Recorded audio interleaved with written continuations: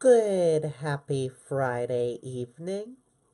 I'm Riley King, and welcome to the Riley King Newscast, right here on the Riley King Network.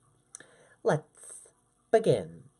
First step, how you can help Spirit of Giving Food Drive, now underway. It began this morning. Let's take a listen to the video from WMUR News 9.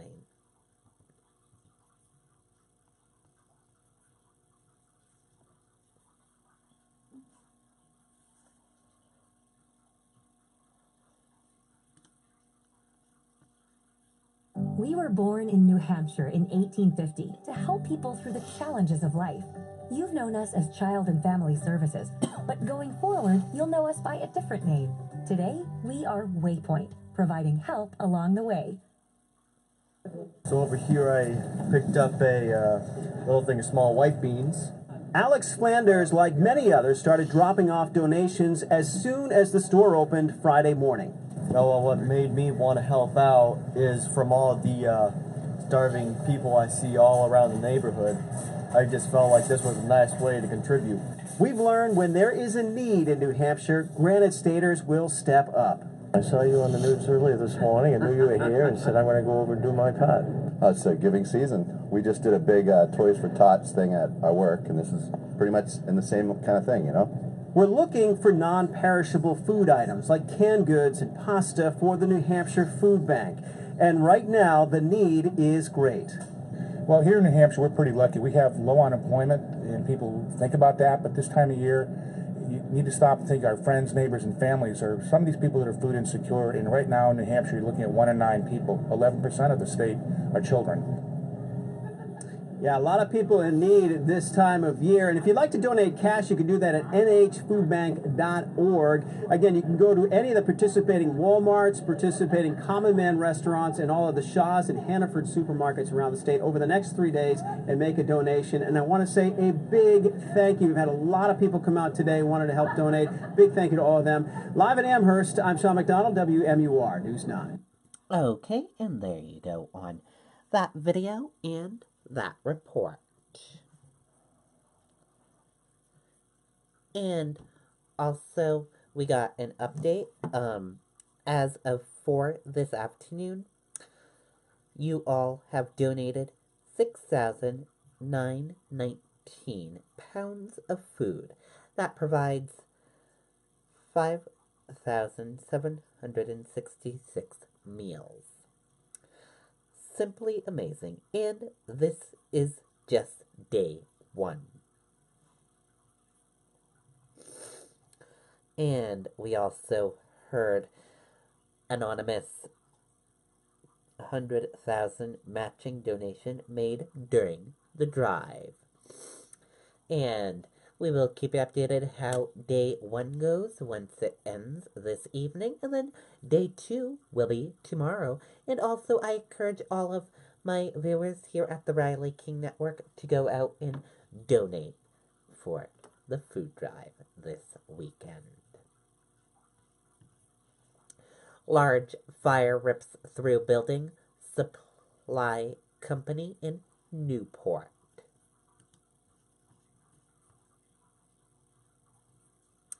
Let's take a listen to the video from WMUR News 9, Tim Callery.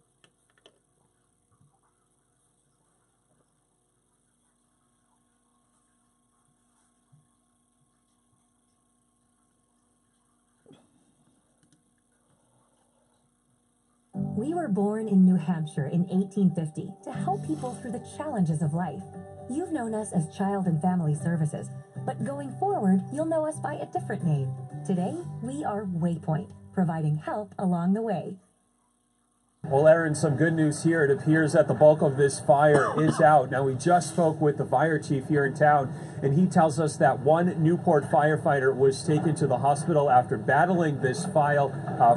However, that was for a precautionary reason, so that firefighter is expected to be okay. But just take a look at the damage that was left behind here. Some of this building still smoldering. They still have the hose coming down, putting out some hot spots. Now, this fire happened inside a warehouse. There are a number of different buildings on this property here at La Valley Building Supply in Newport, and this building held roofing supplies, which is why this fire was so intense at times.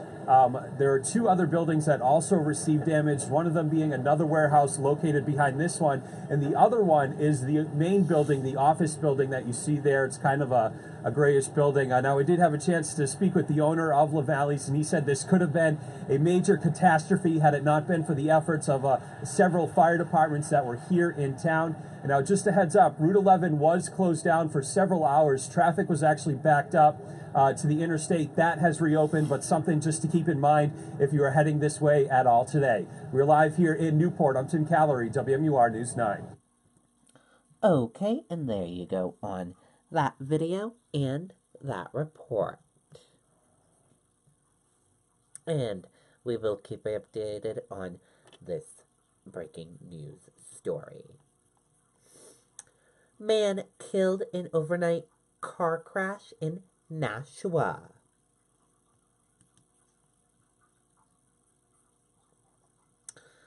Let's take a listen to the video from WMUR News 9, Ray Brewer.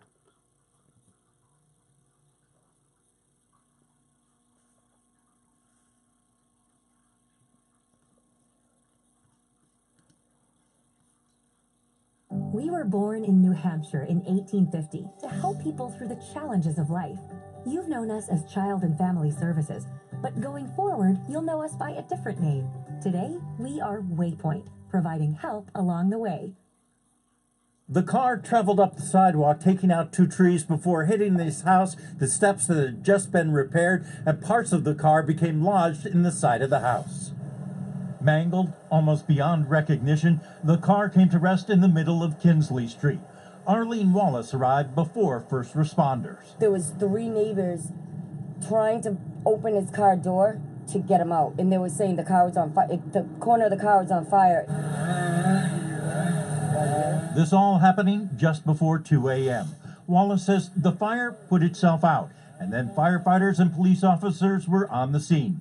This video shows the firefighters' struggles as they attempted to get the driver. Get access to the vehicle. They did have a tree on the roof of the vehicle that they had to remove. They did remove the roof of the vehicle as well as the doors. The driver was the only one in the car and the only person involved in the accident.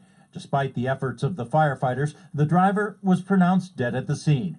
Mike Belanger was sleeping when the car hit his family's home. Shook and I felt it. Belanger's car was parked by the side of the house and totaled in the accident. His sister's car also damaged.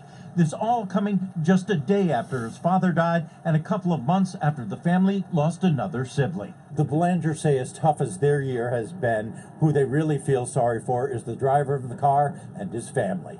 In Nashua, Ray Brewer, WMUR News 9. Okay, and there you go on that video and that report.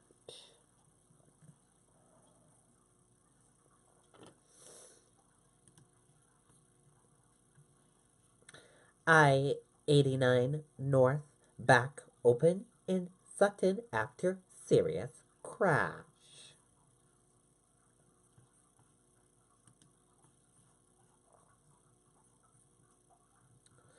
Let's take a listen to the video from WMUR News 9.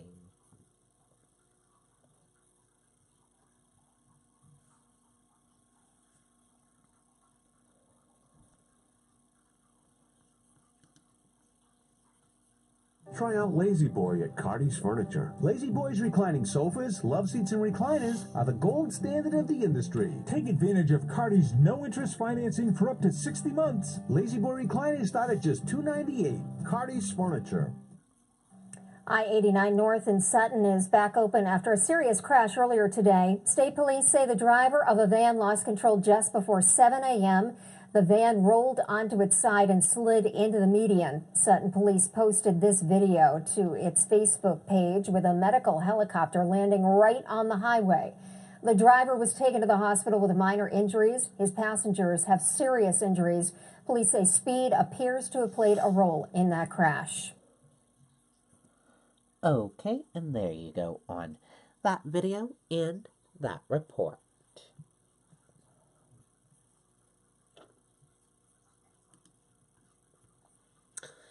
Santa hands envelopes to New Hampshire crossing guards. Recipients reveal 100 gifts.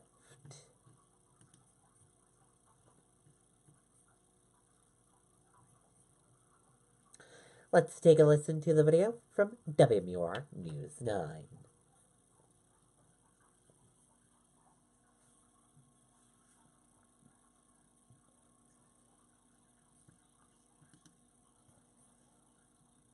We were born in New Hampshire in 1850 to help people through the challenges of life. You've known us as Child and Family Services, but going forward, you'll know us by a different name. Today, we are Waypoint, providing help along the way.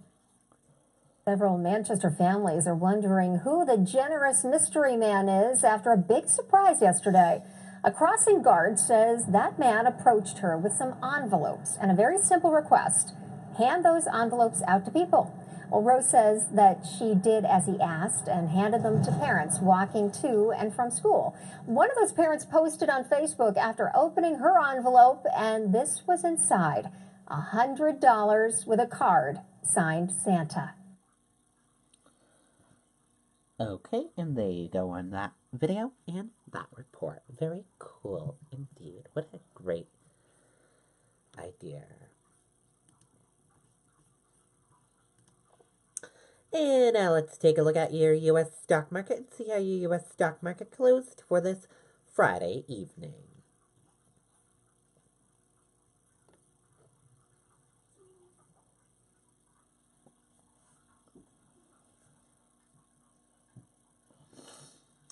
And here's a look at your U.S. stock market for this Friday evening. Your Dow Jones Industrial Average closed in the red and went down. Your Nasdaq closed in the red and went down. S&P 500 closed in the red and went down. Gold closed in the green and went up. Oil closed in the green and went up. U.S. 10-year closed in the red and went down. Euro/USD closed flat. And VIX closed in the green and went up.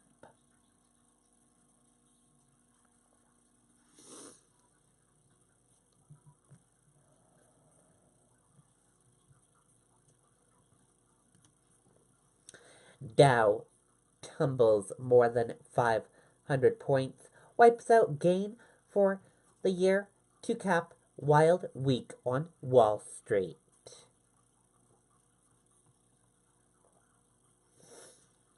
Stocks dropped sharply on Friday, concluding what has been a wild week for Wall Street.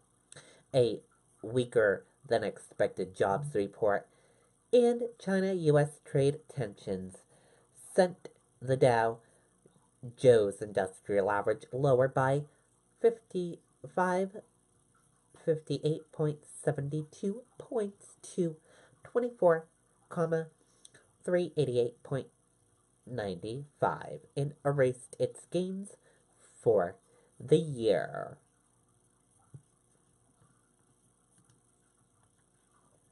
And we're following breaking news coming into our newsroom. Fed suggests substantial term of imprisonment for Trump's former fixer and attorney.